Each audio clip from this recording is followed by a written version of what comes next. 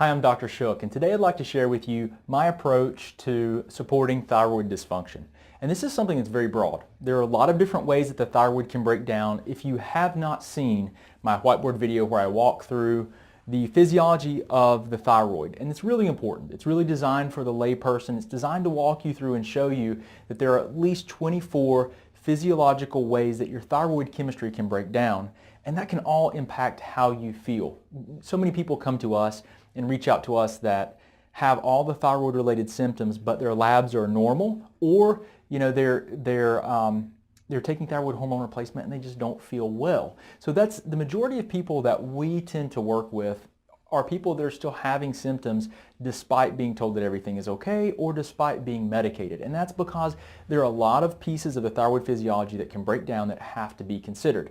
Now, when you layer on top of that the fact that industrial and agricultural chemicals that are being used, currently there's scientific literature that is peer-reviewed, indexed medical literature. All that means is that there's very high-quality literature that shows that a lot of chemicals are disrupting our thyroid hormone physiology and at every step of the process. So when you combine those things, we're looking at probably 50 or more ways that the thyroid physiology can break down. And thyroid hormone replacement only addresses one. So that's really important that you understand. If you haven't seen that video, please you can go back to our page and look at that video. It's been viewed about 5.2 million times. It's really important that you have that basic information. And it is helphashimotosdisease.com. If you just go to helphashimotosdisease.com, you're going to be able to find it. If you go to drbradShook.com, you'll be able to find it there as well. But it's been viewed a lot. It's really important video that you understand. So if you haven't seen that yet, please go back and watch that, and then you can come back and this will make a little bit more sense why we take the approach we take. So the important thing to understand is that the approach that I take is very much a science-based approach. Okay, so I like repeatable testing. I like to be able to do tests with people that we can then retest in the future and that are reproducible. And that seems like that would be something that you would go without saying. Like, you shouldn't have to say that you take an approach of testing that is reproducible. But so many people are out there utilizing different types of approaches to help them try to figure out what type of dietary approaches they need, supplementation they need, what their problems are that could be actually driving some of the dysfunction and the symptoms that they're having. And they'll do things like, muscle testing. And listen, I'm not saying that doesn't work, but I will say this.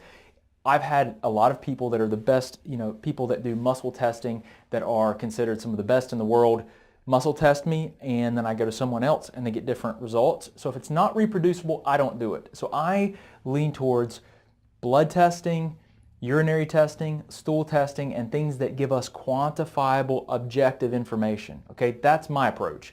That's the approach we take, and that's what has worked best for us. I think that's what appeals to me.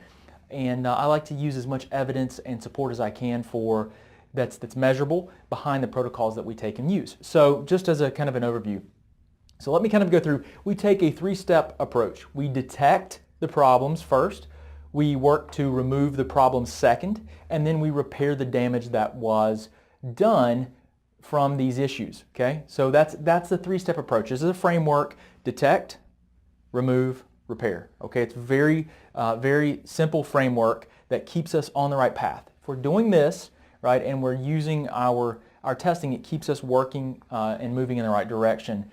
And we don't get lost, because these are complex issues. We're looking at how the body works together and trying to determine if there's anything that's breaking down that is resulting in thyroid dysfunction or these thyroid related symptoms. And you've got to look at all the systems of the body. This is a systems-based approach. This is a complex system. We're looking at how different systems of the body affect and interact with each other.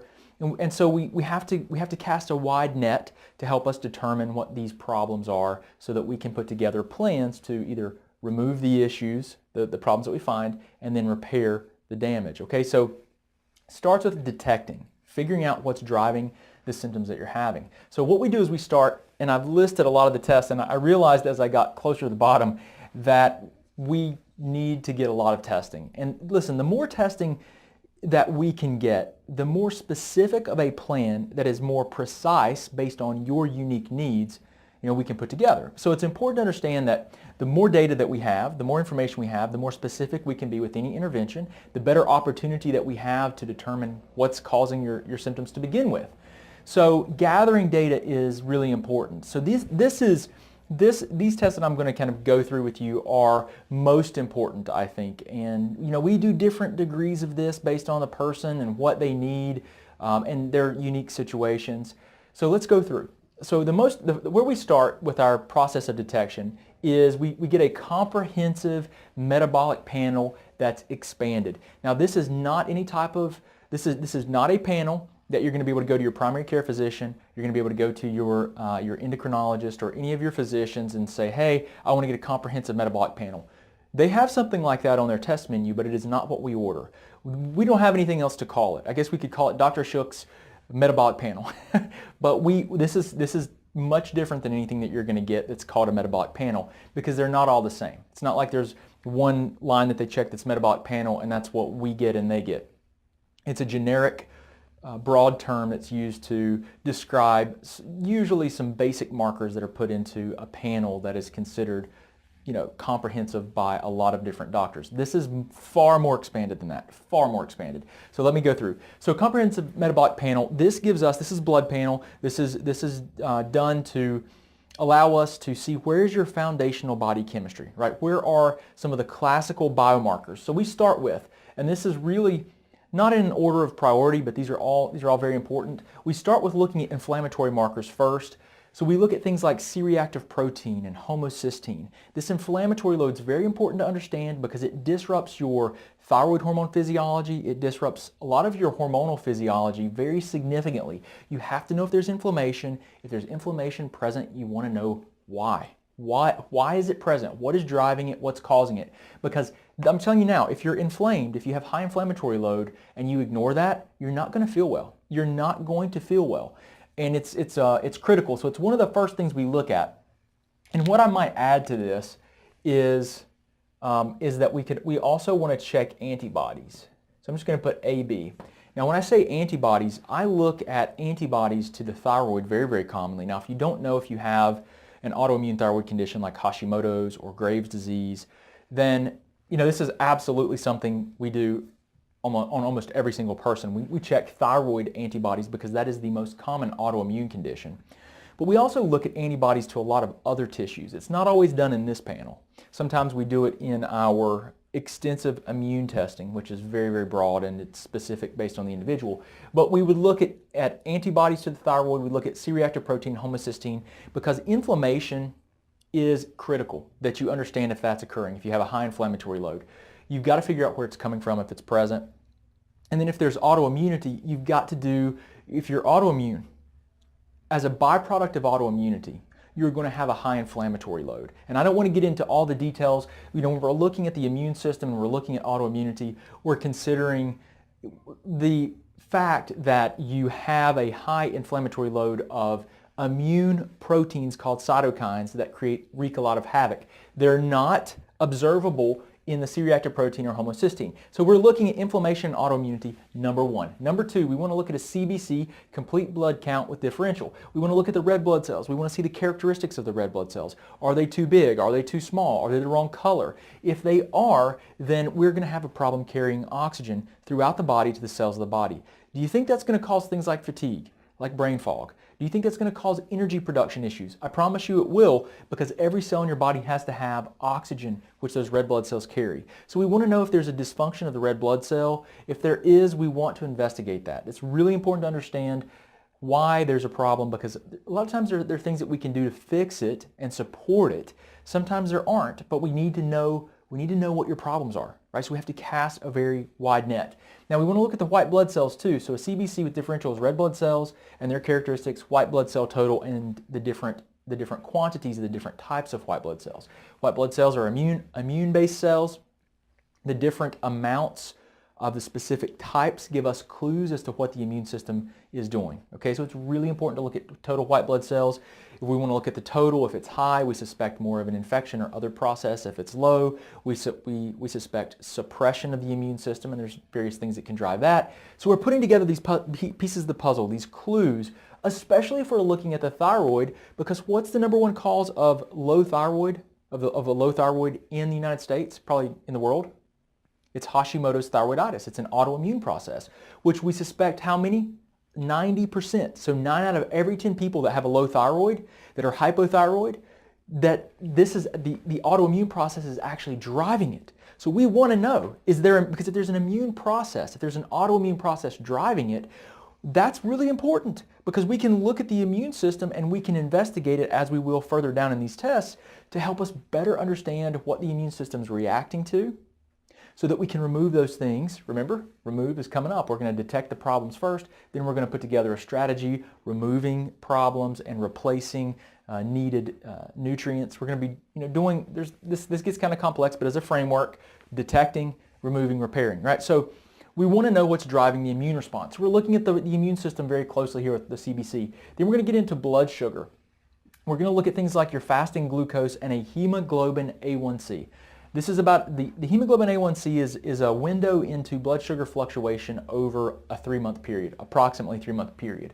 So we want to see that, because a lot of people have normal glucose, which would be your fasting blood sugar, but their A1c is elevated because they've had a lot of fluctuations over time. Now, why would blood sugar and these things be relevant to the thyroid?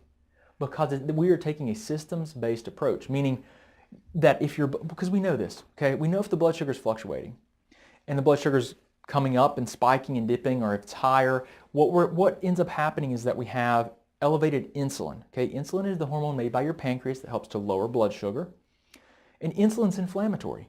Insulin causes an increase in one of your immune cytokines. Okay, this is one of the little proteins I was talking about that's made by the immune system with autoimmunity, called interleukin 6. And interleukin 6 is inflammatory. It promotes an inflammatory response, and that can drive the immune process. That can also disrupt and create, listen, any inflammatory load, period, will decrease sensitivity of the cells of your body to your hormones. And your thyroid hormone is really important, right? So that's one of why might you still have symptoms when your labs look normal or you're taking medications? You still don't feel well. Well, you've got to consider the inflammatory load. So we're looking for things that drive inflammation. We also know that if blood sugar is spiking and dipping, it's going to wreak havoc on your adrenal gland function and the hormones that they contribute to the production of and have an influence upon. So we're looking at things like your stress hormone cortisol, your sex hormones, all your sex hormones, your testosterone, your estrogen, and imbalances there in estrogen and progesterone could absolutely be contributed to by blood sugar fluctuations. I can't tell you how many times we see this. Blood sugar fluctuations driving testosterone dominance in women, driving problems like PCOS. So we want to look at blood sugar. Again, I don't want to get too much into potential problems that these can cause as much as just sharing with you our approach. It's really important we look at these things because they affect, these markers give us a window into your physiology, into your chemistry and what's happening, so that we can have a better idea of what type of interventions to utilize for you specifically, right? Unique to you. This is where we come down to what we call precision medicine. So we're trying to put together a very precise plan for you based on all these characteristics, okay? So blood sugar is really important. Looking at the liver and blood proteins next. So the liver is absolutely critical for so many different physiological functions, from detoxification to conversion of your thyroid hormone, T4 to T3. There's so many biochemical processes, hundreds of biochemical processes that the liver is involved in. So we want to look at the liver very closely, because we know, just if we're talking about the thyroid, if your primary thyroid hormone is T4, it's basically inactive. It does have some physiological impact throughout the body, but it doesn't drive the metabolism. It's T3 that drives the metabolism. Most of that conversion of T4 to T3 occurs in the liver. So does that sound like something that would be very important? Obviously, it's very, very important. And then also the liver it's important with the breakdown and clearance of hormones from your body. this may sound like you may think, well, I've got a thyroid problem, which is a hormone, but you're talking about like the liver and breaking down estrogens and other things and testosterone. How is that related to the thyroid? It's very, very, very much related. So you can go back to my whiteboard video, again, where I explain the physiology, because I do talk about the estrogens and how they can impair and decrease the body's ability to be able to use thyroid hormone that's in circulation. It's very relevant, and it's a very common problem.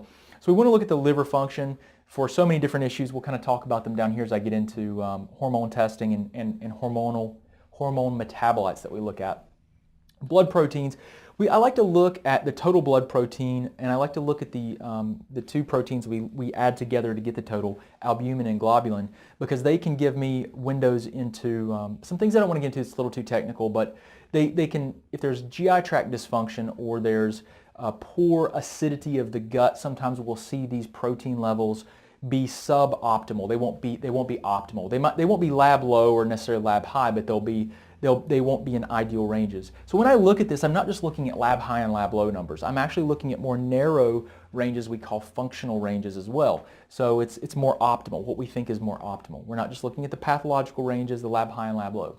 So very important here, liver and proteins, blood proteins, thyroid. Now I look at 9 thyroid-related markers. Most people only get, what, TSH checked, right?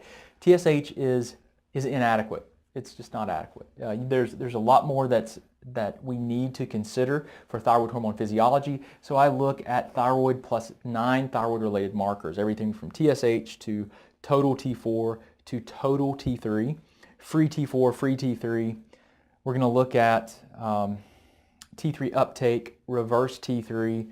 We're going to look usually at a thyroid index, and then the antibodies, at least the antibodies primarily associated with Hashimoto's, which are thyroid peroxidase or TPO antibodies, and then thyroid globulin antibodies. That's actually 10. And then if we wanted to, we could go further and look at some of the antibodies related to Graves.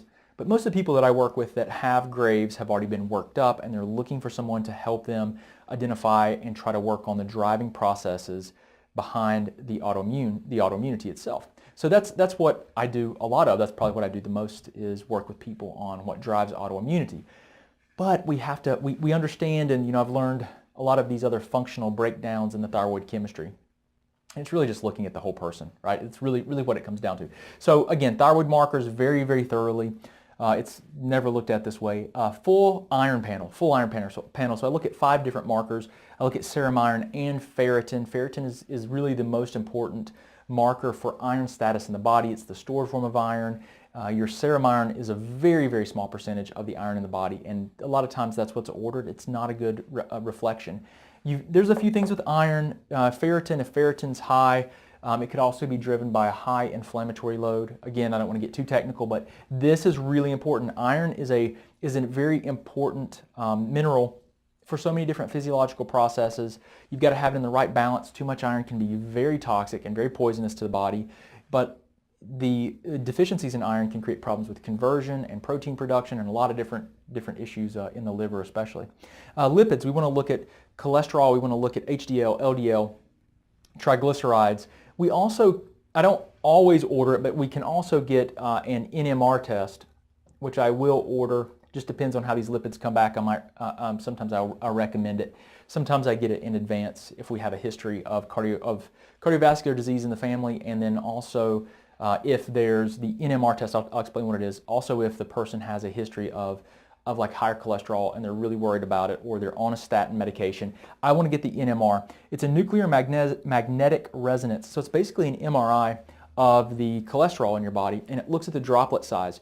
And we want those droplets, if we have the really tiny droplets, they're more associated with cardiovascular disease and risk. And when we combine these lipids in this specialized test with the C-reactive protein, the inflammatory markers, and homocysteine, which we know both of these things, CRP and homocysteine, inflammatory markers, are associated with a greater increased risk of cardiovascular disease, heart disease, strokes, and even neurodegenerative conditions, brain degenerative conditions, which is really, we're reaching epidemic levels around the world with this. I mean, it is really, when you start looking at what's being projected for rates of these problems, it is horrifying. And so how we address this, guys, we've got to figure out these problems. We've got to understand what's going on, but then we've got to put together interventions to help you address these things, because a lot of these problems aren't medicatable. They're just not. There's a time and place for medications with some of the problems that we find, but the most important thing is, for most of these problems, is that it's going to be a dietary, a lifestyle-based interventions that we want to make, and then also using temporary vitamins, minerals, and herbs to help support the body chemistry. And then what we want to do is get off of those things. I'm not a huge fan of people staying on nutritional supplements forever. I think it is important to use them, especially during the healing phases, but not forever. I'm probably the only person you're going to hear actually tell you that you shouldn't take vitamins forever, especially someone that works with this type of approach to healthcare. So, and improving your health. Most people are, well, I won't get into that, but yes. So lipids, okay, nuclear magnetic NMR test. Now, vitamin D is critically important, especially when we're looking at the thyroid. There's so many different aspects of and ways that vitamin D impacts your physiology and your chemistry. It's very, very important. I'll just say one of the most important things for us, because most people have some sort of autoimmune condition when they're hypothyroid, or they have these thyroid-related symptoms. They have autoimmunity. And vitamin D helps with the production of something called regulatory cells of the immune system. They're called regulatory T cells. And these regulatory cells, they help to balance the immune cells that are produced. So think about this. If your immune system's attacking your body, which it should be what? It should be protecting it, right? Your immune system's not there to destroy you, it's there to protect you. So if your immune system's attacking you, destroying your tissues, then does that sound like it's properly regulated? Does that sound like a regulated immune system? It's not. So a lot of times people are very deficient in vitamin D. So we want to shoot to get their vitamin D in the top of the lab range. So usually that's a serum level of around 70, blood serum level around 70, sometimes even higher than that, to help with optimal regulatory cell production. Most people are horribly low in this. Now, so vitamin D is critical, and there's a lot of other benefits to vitamin D. Urinalysis is also very important. I'm looking for chronic and hidden infections in people, and I like to look for urinalysis. We very frequently find asymptomatic or no symptom urinary tract infections, and that's an infection. That's something that needs to be identified. We need to know if it's occurring, and it needs to go away so that the immune system is not constantly being stimulated.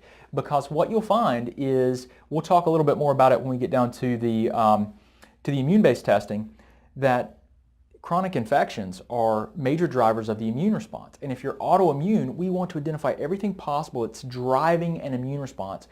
And especially if it's something like an infection, if it's something like a food sensitivity, or if it's an environmental chemical, then we want to know what that is so that we can work to remove it, to eliminate it, and so the body and the immune system can calm down. We see that there's a lot of benefit from doing that, especially when we're looking at the autoimmune process.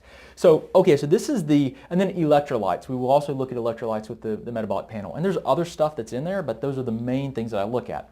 Now, what we would do in addition to this are these things. Now, I'm not going to elaborate as much just because this will take us 30 minutes. The stool panel. So I very commonly order, and this is not a stool panel that you get done at your hospital that looks for C. diff. Okay, the stool panel that we order is very comprehensive. It's very comprehensive. We use specialized labs that this is all they do is test stool for different types of bacteria. They look for different types of fungal infections that can be present. They look for parasites. They help us. We measure inflammatory chemistry in most of these stool panels. We'll also look at different types of fats that are normally produced by gut bacteria to see if they're present or not in the stool. If they're not there, that's not a good sign, because they do help with regeneration of the gut. We look at the localized immune system there. So we look at different immune markers in the stool. We look at blood. We look at undigested fibers and undigested fats to see if there's if there's insufficiency, if the pancreas and the gallbladder aren't working properly, we can get some markers there that help us to better understand what's going on. So it's very, very useful because chronic infections often occur here in the stool, in the bowel. Yeast infections often occur there. Parasites are very frequently found in these stool panels. Lots of things occur. And the thing about the gut is that it is a barrier. It keeps things, so the things that are digesting in your digestive tract should stay there unless the body and the intestinal wall selectively lets it through into the bloodstream. Okay, it's really important that it stays in the gut and in the digestive tract so it can be properly eliminated. So different types of hormones, all of the hormones that you make, your liver is breaking them down, puts them into the bile. Okay, primarily into the bile. Your kidneys eliminate it. You can also sweat some of these byproducts out. But it's a lot of the hormones that your body, the detoxification process, your body breaks them down, puts them into the bile. The bile eliminates them or puts them into the stool, and then they're eliminated with your bowel movements. So the gut wall itself can break down, and through the work of some very brilliant researchers, we believe that the gut is the gateway to autoimmunity. So if you have an autoimmune thyroid condition and problem where your body is attacking the thyroid, and we know that the gut is critical. You know, we've heard of this term of leaky gut, and I've done a lot of videos on intestinal permeability and leaky gut. This is a critical piece of the puzzle right here. Okay, stool panel. So this is probably, I don't know that these are actually in the order that I would recommend as prioritization, but they're probably pretty close to that. So stool panels are critical for understanding what's driving the immune system, what is happening. You know, the gut's a very important place to look. Okay, so beyond that, cortisol. We typically will look at your stress hormone cortisol. We'll do a 24-hour assessment of cortisol. So we'll typically take 4 samples of cortisol. Usually this can be done salivary, this can be done urinary, and we use both. And we check it at 4 different times throughout the day, and we look to see what your cortisol total quantities, we want to estimate the total quantity produced for a day to see what your levels are like. And we also want to look to see if the rhythm of production is normal. If it's not, this gets complex, but you know, it's a critical hormone to assess and understand what's occurring. It's critical for energy levels. It's critical for the integrity and health of all of the barrier systems in your body. So the gut wall, the blood-brain barrier, the lung barrier, the skin, everything cortisol is critical for assessment of what could be affecting these different systems, which is important. If your cortisol is very high and elevated, it will create problems with conversion of your T4 to T3, right? Which is important, right? We're talking about thyroid-related symptoms. So I could go on and on about every one of these things. We need to keep it a little bit more brief. It's not really the point to go, you know, a full explanation of each one of these. You can look at any of the hundreds of videos that we have where I talk about these in more detail if you need to. So hormones. Hormones are next. Typically I'm going to look at steroid hormones. Your steroid hormones are the hormones that are going to be produced like your progesterone, your cortisol, your stress hormone, your DHEA, estrogens, the different types of estrogens, your testosterone and different metabolites of testosterone. Looking at these hormones is absolutely critical because they have anabolic effects. Many of these hormones, your estrogen, your testosterone, have effects on healing of the body. So if you're deficient, we need to look at the chemistry and say, well, why are you deficient, right? If there's a problem there, because there are a lot of ways that chemistry can break down. And I've done a ton of videos on adrenal. If you search adrenals, if you search adrenals and thyroid on like my channel or any of the videos we've created, you're going to find where I explain this and I draw out the chemistry a bit, and it can be eye-opening, especially if you have polycystic ovarian syndrome, if you have problems with progesterone or estrogen imbalances. It all comes back a lot of times, in most cases, to blood sugar, okay, and cortisol, your stress hormone. It drives a process that we call a pregnenolone steal. Okay, it might not mean anything to you here and be confusing, but just want you to know that it's something we want to look at. There's a lot that we can do from a dietary and lifestyle perspective. We've got to figure out what's going on with the adrenals, okay, and with your hormones. The next thing we want to look at are typically our hormone metabolites. So hormone metabolites are critical because hormone metabolites, when your body, there are 4 primary stages of the production and ultimately the elimination of the hormones that your body makes. So you produce it, okay, you produce the hormone, a gland produces it. You then transport the hormone through the body in the blood typically on these proteins here. So remember the proteins I mentioned that we look at, the albumin and globulin. So there's things like sex hormone binding globulins, so part of these proteins.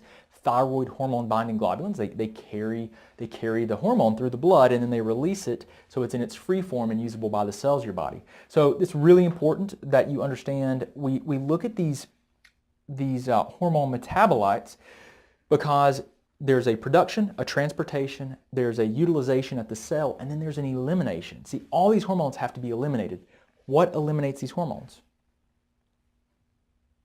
It's our friend the liver, right? Our friend the liver. And so there's different phases of elimination that the liver goes through. Now, when you break down these hormones, before they're eliminated, they get metabolized, partially broken down.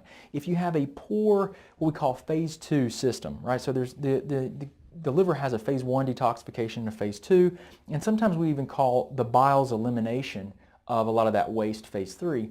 But phase 1 and phase 2 are really important to understand. If a lot of people, because what they'll do is their hormones, like their estrogens, will go through phase 1 and they'll make all these metabolites that can be very dangerous to your health, like 16-hydroxy, 16-OH, that's 16-hydroxy. Then there's 4-hydroxy, and then 2-hydroxy. And there are a lot of other forms of these metabolites. However, the 16-hydroxy is more associated with tissue proliferation, cyst formation. I've seen it seems like it's a lot higher tends to be higher in women that have had endometriosis. 4-hydroxy, this is the one that is carcinogenic. It's known to be damaging to the DNA. It's more associated with cancers, breast cancer, those types of things. 2-hydroxy is the preferred pathway. This is how we want these to metabolize. So we can actually, and we do this a lot, this is something I do almost all the time, is hormone metabolites. We look at these hormones very, very carefully to see how to get better insight into liver biotransformation or elimination. Okay, it's really important to look at this because if these are high, first of all, they predispose you to a lot of potential problems. These have weak effects. They can attach themselves, so in your systemic circulation, they can attach themselves to the cells of the body. They can block the estrogens that we want from attaching to the cell and stimulating the body in a preferred way. So we've got to look at this. This is why we get hormone metabolites. Then extensive immune testing. And this could be seriously the immune testing. We could do a whole whiteboard video and I would have it full of potential immune testing. The most important thing when we're looking at immune-based testing is that we look at 3 different categories of things that drive the immune response. So we want to look at primarily food sensitivities, and we're talking IgG and IgA immune responses, not IgE, which is anaphylactic. If you go to your doctor and you say, hey, I want to get food sensitivities, they're going to say, most of them, I don't think you really need that. And if they do it, it's going to be IgE. It's not what we're looking for with our application here. That's an anaphylactic response like throat and tongue swelling. That's not what we're looking for. We're looking for sensitivities. We're looking at a different part of the immune system. So food sensitivities, we want to look at for pathogen screening. We want to look for infections, potential infections, signs of potential infections or past infections, current infections. This is really important because if there's anything that's chronic, like long-term infection, it drives the immune response. The reason we're looking at all these immune-based markers is because if there's something that's driving the immune response, we have to know what that is. We have to know what it is because can we eliminate it? Can we decrease that immune response, calm the immune system down? Because we see that oftentimes when we do that, there's a really significant effect on the autoimmunity, on the immune response against the body and the tissues that it can actually calm down, because there's this thing called molecular mimicry where the food or the bacteria or the fungus or the parasites causing your body to attack not only the foreign thing, but also your tissues that look like it. It's molecular mimicry. It looks like you, so your body can't tell you, your immune system can't tell it apart, causes you to start attacking your own tissues. So critical information here. And then as we go further, looking at genetics and your unique genetic blueprint is critical. I could go into this all day. This is really an important thing to look at. Nutrients and nutrient deficiencies, absolutely vital information. How can you carry out normal chemistry if you have deficiencies of nutrients, vitamins, minerals? And then toxins. Toxins, last but definitely not least, I think this is probably toxins.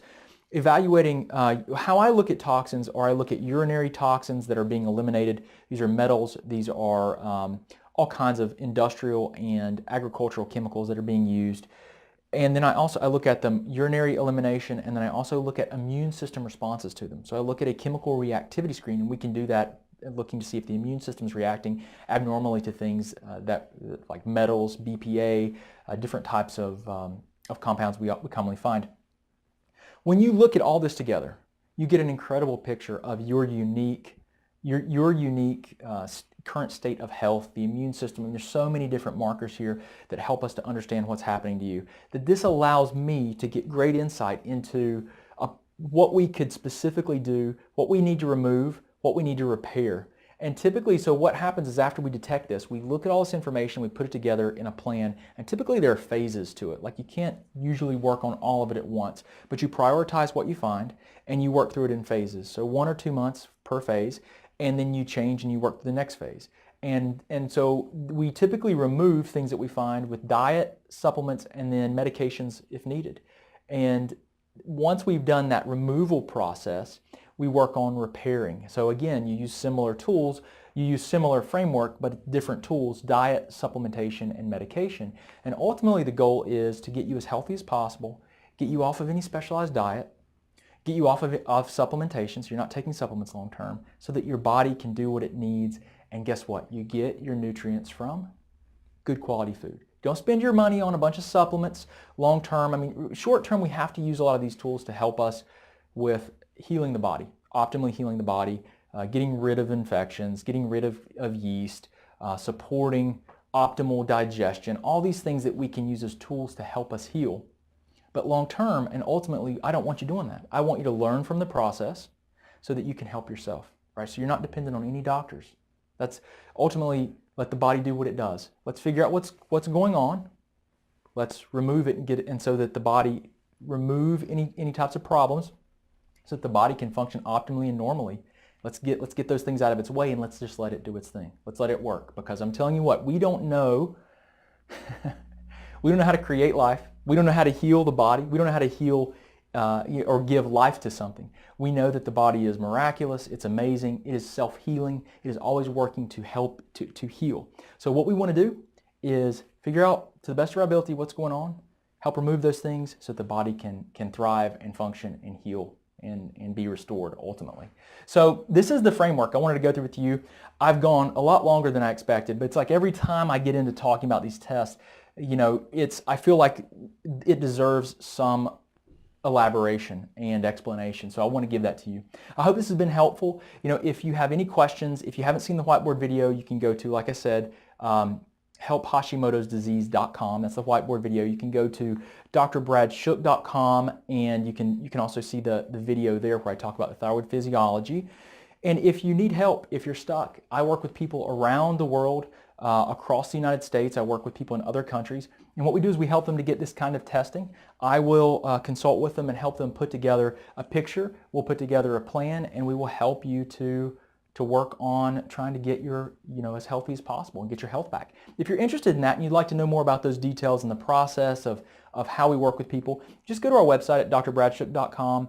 There's an application for care page. You'll just see a tab, click on application for care, and you can read through it. If you have any questions or you'd like to request an appointment, you can do so there. But I hope this has been helpful. I really appreciate you joining me today. Sorry if we got a little bit long-winded, but I think it's important that we go through this in a little bit more detail. I appreciate you. Hope you have a wonderful day. Talk to you soon. Thanks.